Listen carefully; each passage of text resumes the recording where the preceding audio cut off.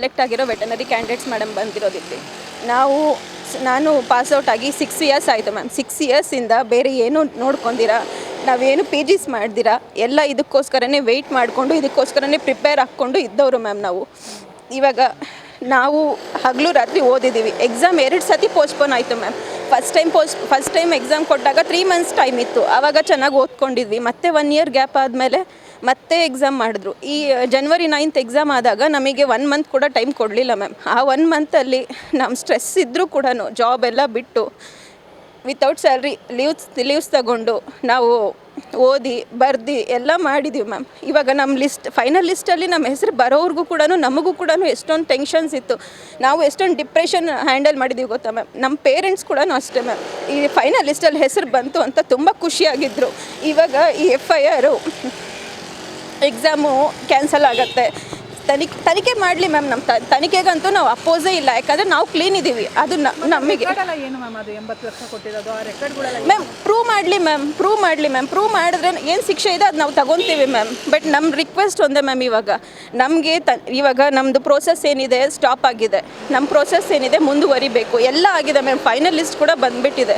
ಇವಾಗ ಸಿಂಧುತ್ವ ಆಗಿ ನಮಗೆ ಆರ್ಡರ್ ಕಾಪೀಸ್ ಬರಬೇಕು. ಅಂಥ ಟೈಮಲ್ಲಿ ಹೀಗೆ ಮಾಡ್ತಿದ್ದಾರೆ ಮ್ಯಾಮ್. ಬಟ್ ತಪ್ಪಿತಸ್ಥರಿದ್ದರೆ ಶಿಕ್ಷೆ ಕೊಡಲಿ ಮ್ಯಾಮ್.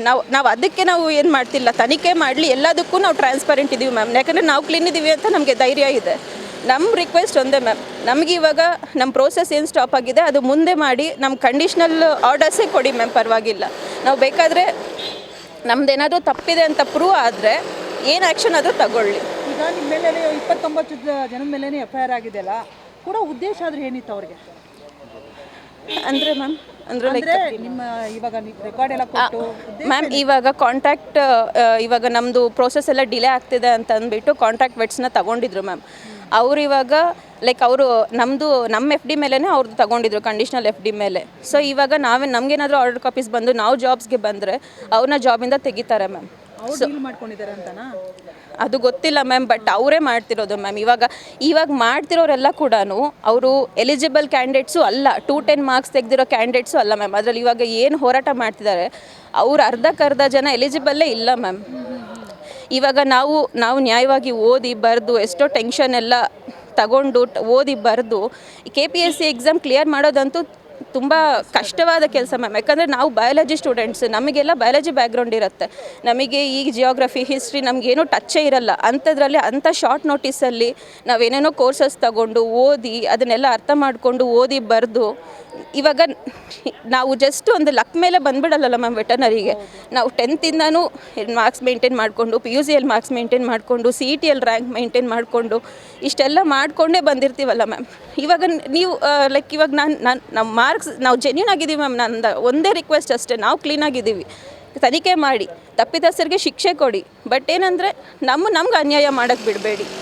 ಎಕ್ಸಾಮ್ ಸ್ಕ್ವ್ಯಾಶ್ ಮಾಡೋದು, ಎಕ್ಸಾಮ್ ಮಾಡೋದು ಅವೆಲ್ಲ ನಮಗೆ ತುಂಬ ಅನ್ಯಾಯ ಆಗುತ್ತೆ ಮ್ಯಾಮ್. ಜೆನ್ಯೂನ್ ಸ್ಟೂಡೆಂಟ್ಸ್ಗೆ, ನಾವು ರೈತರ ಮಕ್ಕಳೇ, ನಮ್ಮಪ್ಪ ದಿನಗೂಲಿ ಮಾಡೋದು, ಅವರು ಸಾಲ ಮಾಡಿ ನಮ್ಮನ್ನು ಓದಿಸಿದ್ದಾರೆ.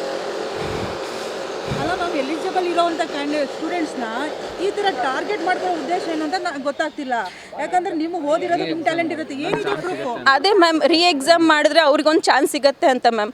ಇವಾಗ ಆಲ್ರೆಡಿ ಎಕ್ಸಾಮ್ 2 times ಪೋಸ್ಟ್ಪೋನ್ ಆಗಿ ಅವ್ರಿಗೆ 2 times ಚಾನ್ಸ್ ಸಿಕ್ಕಿದೆ ಮ್ಯಾಮ್. ಇವಾಗ 2 times ಅವರು ಏನು ಓದಿ ಬರೀಲಿಲ್ಲ ಅಂತಂದರೆ ಮತ್ತೆ ಎಕ್ಸಾಮ್ ಮಾಡಿ ಬರೀತಾರೆ ಅಂತ ಏನು ಗ್ಯಾರಂಟಿ ಇದೆ ಮ್ಯಾಮ್? ಏನಂದು DCM ಮೀಟ್ ಮಾಡಿದ್ದಕ್ಕೆ ಮ್ಯಾಮ್, ಅವರು ಕೂಡ ನಮ್ಮ ಪರವಾಗೇ ಇದ್ದಾರೆ. ಯಾರೂ ಇವಾಗ ನಮ್ಮ ಕಾನ್ಸ್ಟಿಟ್ಯೂಷನ್ನಲ್ಲಿ ಒಬ್ಬರಿಗೆ ನ್ಯಾಯವಾಗಿರೋರಿಗೆ ಅನ್ಯಾಯ ಮಾಡೋಕ್ಕೂ ಬಿಡಲ್ಲ ಮ್ಯಾಮ್. 100 ಜನ ತಪ್ಪಿತಸ್ಥರು ತಪ್ಪಿಸ್ಕೊಂಡ್ರೂ ಕೂಡ ಒಬ್ಬ ನ್ಯಾಯವಾಗಿರೋ ವ್ಯಕ್ತಿಗೆ ಅನ್ಯಾಯ ಆಗಕ್ಕೆ ಬಿಡಲ್ಲ ಮ್ಯಾಮ್. ನಮ್ಮ ಹೋರಾಟ ಅದೇ. ಮುಂದಿನ ಹೋರಾಟ ಏನು ಮ್ಯಾಮ್? ಇವಾಗ ಲೆಟರ್ಸ್ ಎಲ್ಲನೂ ನಮ್ಮ DCMಗೆ, CMಗೆ ಎಲ್ರಿಗೂ ಕೊಟ್ಟಿದ್ದೀವಿ ಮ್ಯಾಮ್. ನಾವು ಇದನ್ನು ಕಂಟ್ರೋಲ್ ಮಾಡ್ಕೊಳ್ಳಿ. ಗೊತ್ತಾಗುತ್ತೆ ನಿಮ್ಮ ಕಷ್ಟ ಏನು ಅಂತ, ಓದಿರೋರು ಗೊತ್ತು ಕಷ್ಟ ಏನು ಅಂತ. ನಮ್ಮ ಪೇರೆಂಟ್ಸ್ ಮುಖ ನೋಡೋಕ್ಕಾಗ್ತಿಲ್ಲ ಮ್ಯಾಮ್.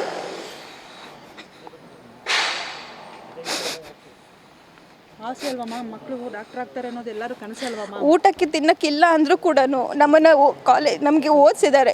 ನಮಗೆ ಗೌರ್ಮೆಂಟ್ ಸ್ಕೂಲ್ಗೆ ಸೇರಿಸಿದ್ರೆ ನಮಗೆ ಇಂಗ್ಲೀಷ್ ಎಲ್ಲ ಸರಿಯಾಗಿ ಗೊತ್ತಾಗಲ್ಲ ಅಂತಂದ್ಬಿಟ್ಟು ಅವರು ಊಟ ತಿನ್ನಲಿಲ್ಲ ಅಂದರೂ ಕೂಡ ನಮ್ಮನ್ನು ಒಳ್ಳೆ ಸ್ಕೂಲಲ್ಲಿ ಓದಿಸಿ, ಕಾಲೇಜಲ್ಲಿ ಓದಿಸಿ, ಈ ವೆಟನರಿ ಓದಿಸ್ಕೊಂಡು ಆ್ಯಕ್ಚುಲಿ ಮ್ಯಾಮ್ ನಾನು ಮೆಡಿಸಿನ್ ಮಾಡಬೇಕಿತ್ತು ಮ್ಯಾಮ್. ಆ್ಯಕ್ಚುಲಿ ನಮ್ಮಪ್ಪಗೆ ನಾಯಿಗಳು ಪ್ರಾಣಿಗಳಂದರೆ ತುಂಬ ಇಷ್ಟ ಮ್ಯಾಮ್. ಅವರು ನನ್ನನ್ನು ಫೋರ್ಸ್ ಮಾಡಿ ವೆಟನರಿಗೆ ಜಾಯಿನ್ ಮಾಡಿಸಿದ್ರು ಮ್ಯಾಮ್. ಏನು ಹೇಳ್ತಾರಪ್ಪ?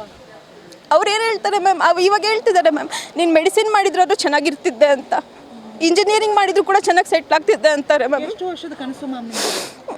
ಮ್ಯಾಮ್ ವೆಟನರಿ ಜಾಯ್ನ್ ಆದಾಗಿಂದನೂ ನನ್ನ ಕನಸಿದೆ ಮ್ಯಾಮ್. 11 ಇಯರ್ಸ್ ಕನಸು ಮ್ಯಾಮ್. ನೀರಲ್ಲಿ ಹೋಮ ಮಾಡೋದ್ರ ಆಗುತ್ತಲ್ವ ಮ್ಯಾಮ್? ಆಗುತ್ತೆ ಅನ್ಸುತ್ತಲ್ವಾ ಮ್ಯಾಮ್? ನಾವು ಹೋಮ ಮಾಡೋಕ್ಕೆ ಬಿಡಲ್ಲ ಮ್ಯಾಮ್, ನಾವು ಫೈಟ್ ಮಾಡ್ತೀವಿ. ಯಾಕಂದರೆ ನಾವು ಕ್ಲೀನ್ ಇದ್ದೀವಿ, ನಾವ್ಯಾಕೆ ಭಯ ಪಡಬೇಕು ಮ್ಯಾಮ್? ಎಷ್ಟು ಜನ ಇದ್ರು ಟೋಟಲಾಗಿ ನೀವು? ಇವಾಗ 300 ಮೆಂಬರ್ಸ್ ಇದ್ದೀವಿ ಮ್ಯಾಮ್. ಸೆಲೆಕ್ಟ್ ಆದವ್ರೆ? ಸೆಲೆಕ್ಟ್ ಆದವ್ರು 329 ಮೆಂಬರ್ಸ್ ಇದ್ದೀವಿ ಮ್ಯಾಮ್. 29 ಮೆಂಬರ್ಸ್ ಮೇಲೆ FIR ಆಗಿದೆ, ತನಿಖೆ ನಡೀಲಿ. ಬಟ್ 300 ಮೆಂಬರ್ಸ್ಗೆ ಯಾಕೆ ಮ್ಯಾಮ್ ಮೋಸ ಮಾಡಬೇಕು? ಈಗ 29 ಜನದ ಮೇಲೆ FIR ಆಗಿದೆಯಲ್ಲ, ಅದಕ್ಕೆ ಏನು ಪ್ರೂಫ್ ಇದೆ ಮ್ಯಾಮ್? ಅವ್ರ ಹತ್ರ ಪ್ರೂಫು ಮೋಸ್ಟ್ಲಿ ಅದೊಂದು ಒಂದೇ ಒಂದು ವಿಡಿಯೋ ಅಷ್ಟೇ ಮ್ಯಾಮ್ ಇರೋದು. ಅದು ಬಿಟ್ಟು ಬೇರೆ ಏನೂ ಇಲ್ಲ. ಅದು ಬಿಟ್ಟು ಬೇರೆ ಏನೂ ಇಲ್ಲ ಮ್ಯಾಮ್. ಓಕೆ ಮ್ಯಾಮ್, ನಿಮ್ಮ ಹೋರಾಟಕ್ಕೆ ಜಯ ಸಿಗಲಿ. Thank you ma'am.